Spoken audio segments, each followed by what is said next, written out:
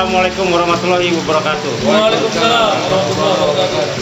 Para sahabat MRC Mitra Resin Community, saudara saya sebangsa dan setanah air yang mencintai negeri ini dan gemar untuk sadar hukum. Saat ini kita berada di tanggal berapa, Pak? Tanggal 9 Agustus. Satu Suro. Satu Muharram. Tahun baru ya, Pak De ya? Tahun baru. Menjelang ulang tahun kemerdekaan Republik Indonesia. Nah, kita ada di Joglo Nusantara di warung Tangan Desa ya, Pak De. Itu bersama Pak De Heri Gompu, Gus Teddy, Pak Haji David, takut salah saya. Sama Pak Cepi dan Pak Keli. Nah, kita mau bahas nih para sahabat, bagaimana kita menyambut kemerdekaan Republik Indonesia di tengah pandemi COVID-19 dan bagaimana mengisi kemerdekaan Republik Indonesia. Bagaimana Pak De dari sisi kebudayaan Pak De untuk menyambut kemerdekaan dan mengisi kemerdekaan dari sudut pandang budaya? Saya harus ngomong dong. Jadi persoalan kemerdekaan itu hari ini kita punya persoalan tentang ketahanan budaya. Ya. Jadi anak-anak kita ke depan akan tidak terelakkan akan menjadi warga dunia. Ya kan? Nah, dengan adanya sosial media, jadi dunia ini borderless lah. Jadi hampir tidak ada batas gitu. Tapi generasi kita harus kita bekali dengan KTP. Ya kan? Ciri lah. Nah, identitas keindonesiaan kita, yaitu peradaban Indonesia. Peradaban yang lahir dari ruang kenusantaraan atas respon persoalan dan potensi yang ada di bumi Nusantara ini. Jadi jangan sampai kita tinggal di sini, duduk di sini, tapi kita diremot oleh bangsa asing gitu kan, dengan melalui berbagai cara gitu, sampai kita kehilangan karakter dan kesadaran budaya kita yang sesungguhnya memang lahir akarnya ada di sini. Jadi identitas kebangsaan tetap harus dijaga Pak De. Karena satu bentuk mengisi kemerdekaan ini lah gitu Pak De ya. Ya, apa bedanya kalau kemudian kita seolah-olah merdeka tapi kita didikte. Mungkin secara visi kita tidak sedang dijajah, tapi hari ini mulut kita dijajah lewat makanan-makanan yang datang dari luar. Kita tidak kenal lagi potensi pangan lokal. Ya, bahkan mungkin anak-anak kita nggak doyan lagi tuh namanya ubi gitu kan. Nah, jangan-jangan nggak tahu itu. Tikul gitu, nggak tahu makanan apa itu kan gitu kan. Karena di produk-produk apa namanya yang sekarang lagi ngetren ya Pak De ya, sampai kemarin terjadi kerumunan gitu kan Pak De ya. Ya itu bukan makanan asli kita lah gitu kira-kira Pak De ya. Momentum pandemi ini seharusnya mengembalikan kita pada kesadaran budaya agraris. Itu yang menjadi akar cikal bakal kita. Kita selalu bicara bahwa kita negara agraris, negara agraris. Tapi kebijakan, ya kan, gitu, kesadaran masyarakatnya tidak di sana hari ini. Jadi cuma jargon. Itu negara pertanian jargon. Kebanyakan irigasi yang sudah bagus-bagus dibuat, tapi sawahnya hilang, menjadi pabrik. Gitu. Jadi padahal kita tetap butuh pabrik ya Pak De ya. Ya, tapi jangan menggunakan lahan-lahan subur, jangan menggunakan lahan-lahan yang sudah disiapkan irigasinya. Yang akhirnya terjadi ketidakseimbangan alam. Yes. Gitu. Kemarin hampir kita kesulitan pangan, ya kan, sempat chaos kan, sempat heboh. Takutnya negara-negara lain yang juga mengalami pandemi gitu, dia akan mengamankan kepentingan domestiknya. Jadi mereka hampir tidak mau mengekspor berasnya atau bawangnya gitu, sehingga kita hampir kolaps. Padahal di sekitar kita banyak sumber pangan, tapi hampir anak-anak kita tidak mampu mengidentifikasi bahwa itu ada, karena tahunya kita makanan itu hanya beras. Berarti harus ada alternatif lain. Seandainya beras nggak ada, kita makan apa kan? Bukan alternatif, sudah tersedia. Kesadaran pulang, menyadarkan kalau pulang. saudara kita di Papua kan mereka yang memang nggak makan nasi kan Pak De ya. gitu kan, mereka tinggal ngambil di hutan, ada pohon sagu tebang makan sagu kan seperti itu kan. Jadi makanya warung pangan desa ini sebenarnya kita untuk menyadarkan kembali tentang mendiskusikan ulang budaya pangan Nusantara. Kembali kepada budaya asli kita. Mas Teddy, kira-kira gimana menurut pandangan Mas Teddy? Apa yang dikatakan oleh Pak Ade menarik dan benar adanya secara kenyataan. Tapi dari sisi yang lain, kalau berbicara tentang budaya nggak akan jauh dari kearifan lokal.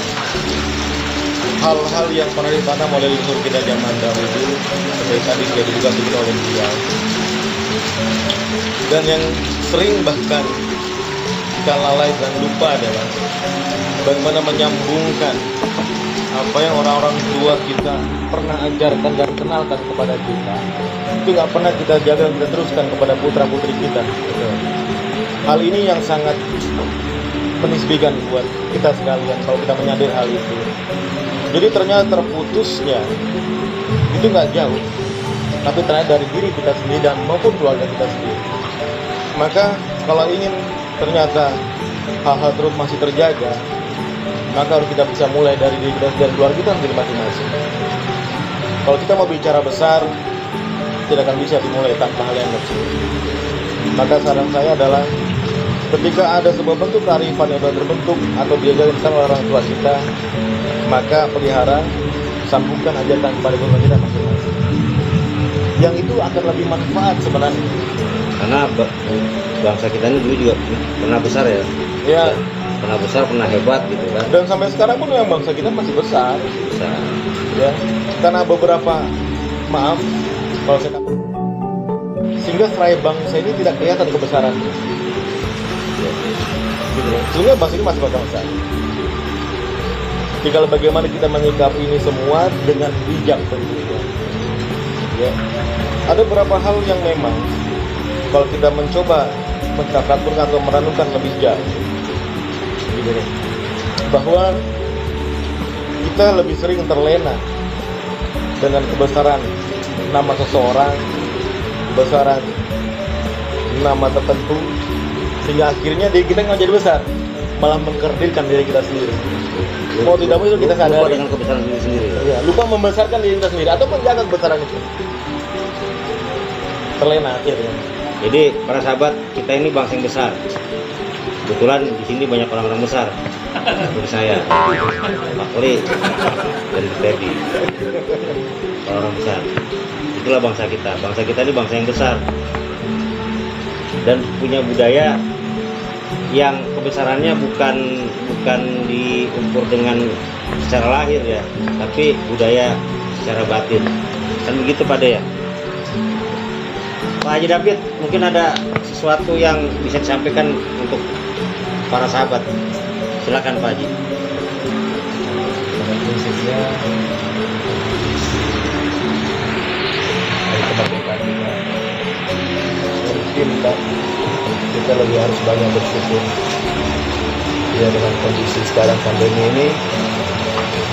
Mungkin rasa syukur kita untuk meningkatkan rasa nasionalisme kita dengan kita saling peduli satu sama lain, karena kita ini berbagai ras dari Sabang sampai Merauke. Bagaimana kita tutup tanam persatuan ini supaya bangsa kita menjadi bangsa yang hebat. Halo. Ya para sahabat, di sini ada ahli pantun. Silakan Pak Jepi berpantun untuk negeri kita. Saran saya, bersatu kita teguh, bercerai kita runtuh. Maka itu kita harus selalu bersatu. Luar biasa. Ya, ada Pak Kli. Pak Kli ini ahli kesimpulan. Silakan Pak Kli. Terima kasih waktunya Pak Kanit. Pada prinsipnya karena tema malam yang diangkat malam ini pada bagaimana kemudian kita akan mengisi kemerdekaan. Pak Ade sudah memulai dengan sebuah paparan yang bersifat holistik, dilanjutkan dengan Gus Teddy. Maka langkah indahnya kalau saya juga mencoba menerjemahkan dari sudut pandang yang lebih sederhana. Kalau tadi kita underline-nya adalah garis bawahnya adalah bagaimana kemudian kita mengisi kemerdekaan di era pandemi saya coba membuat sebuah ilustrasi bagaimana keindonesiaan kita bisa tumbuh dan kemudian berkembang menjadi sifatnya seperti air dalam ruang lingkup keluarga. Kenapa kemudian saya ambil contoh bukan air tapi udara, dalam bahasa Inggris air. Artinya kalau sudah bersifat seperti udara, siapapun yang akan kita coba iritasi dengan sifat udara pasti dia akan butuh.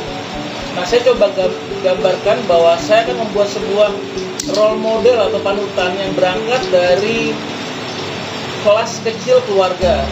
Saya ingin membuat sebuah sudut pandang baru yang mengangkat keindonesiaan kita dalam mengisi kemerdekaan dalam masa pandemi. Seorang ayah, harapannya, saya seorang ayah dari satu istri dan 3 anak. Saya berharap saya bisa mengangkat sebuah tema lokal Indonesia yang mampu menjadi sebuah kebanggaan baik kepada istri saya dan juga anak-anak. Contoh konkretnya adalah bagaimana kemudian Pak Ade sampaikan tadi, orang bisa shifting atau berpindah dari yang semula kepada junk food orientation berpindah kepada makanan lokal Indonesia yang rasanya juga saya rasa tidak kalah nikmat juga dengan makanan roti. Jadi harapannya kalau role model ini bisa terbentuk dalam skala kecil keluarga, bisa teriritasi atau terdistribusi dan berkembang ke luar lingkup keluarga yang lain. Dan harapannya Indonesia ke depan mampu menjadi tuan rumah bagi bangsanya sendiri, seperti itu dengan mudahnya. Jadi mari kita menjadi seorang bapak yang mampu menjadi panutan baik bagi istri maupun anak-anaknya. Itu aja sih moderator. Hari ini penjajah kita sama, yaitu COVID-19 yang harus kita rebut kemerdekaan kita. Saya punya pandangan kita harus menciptakan sebuah karya kebangsaan yang bisa menimbulkan rasa cinta kita kepada bangsa kita sendiri, yang akan terkenang dan itu akan terus bisa dilihat, bisa dicontoh untuk generasi berikutnya. Apa nih Pak De, kira-kira nih karya apa yang untuk memperingati 17 Agustus inilah gitu Pak De, karya apa yang kira-kira ya bisa dikenang untuk generasi berikutnya atau nanti kita sampai inilah, kira-kira gimana? Ya paling tidak hari ini kita punya persoalan soal pandemi, walaupun di situ ada hikmah gitu kan. Akhirnya kita diujinya dengan pandemi ini, justru karakter bangsa kita kembali muncul, kegotong royongan kita. Salah satu budaya khas kita. Ya, saling support bagi orang yang isoman apa segala macam. Begitu diinformasikan, banyak yang saling bantu, saling tolong menolong. Gitu. Kita kemarin Gojek kehilangan mata pencahariannya, jadi semua orang juga beralih memberikan kesempatan kepada mereka kan gitu. Nah, itu hikmah yang bisa kita ambil. Ini harus dicatat. Budaya kita. Iya, ini harus kita narasikan ulang. Terus kemudian hari ini kita bisa berkontribusi. Ayo kita buru-buru ikut vaksin. Iya kan? Gitu. Makanya. Sepakat. Tadi ada beberapa orang yang pada ketemu kita ya. Ya, yang beralibi lah, vaksin takutnya begini segala macam lah. Ya, sebenarnya karena dia takut jarum. Takut jarum. Ya, alasnya kemana-mana nggak manfaat. Jadi sebenarnya dia takut jarum. Betul Pak De. Jadi kan gitu. Jadi terus ya ketika hari ini kita menghadapi mendekati hari ulang tahun kemerdekaan, ya silakan yang bisa berkarya, membuat karya, entah itu cipta lagu, entah itu puisi gitu kan. Entah hari ini kita menyelenggarakan vaksin merdeka gitu kan, dengan berbagai komunitas itu kita sisir anak-anak yang belum dapat informasi untuk segera ikut vaksin karena vaksinnya tersedia gitu. Cuman TNI Polri yang mengadakan nih pada sekarang ini. Nah, cuman mungkin akses informasi, gratis lagi Pak. Jadi mari kita bantu pemerintah untuk segera menyelesaikan. Salah satunya alternatifnya adalah vaksin, gitu. Supaya PPKM segera berakhir, gitu. Supaya penjajah COVID ini pergilah dari negeri kita. Siap. Tangan dulu. Oke para sahabat, nanti kita buat konten berikutnya. Mudah-mudahan obrolan kita malam ini bermanfaat untuk diri kita, untuk keluarga kita, dan untuk teman-teman kita, dan untuk para sahabat sekalian. Amin. Oke, MRC hadir untuk negeri.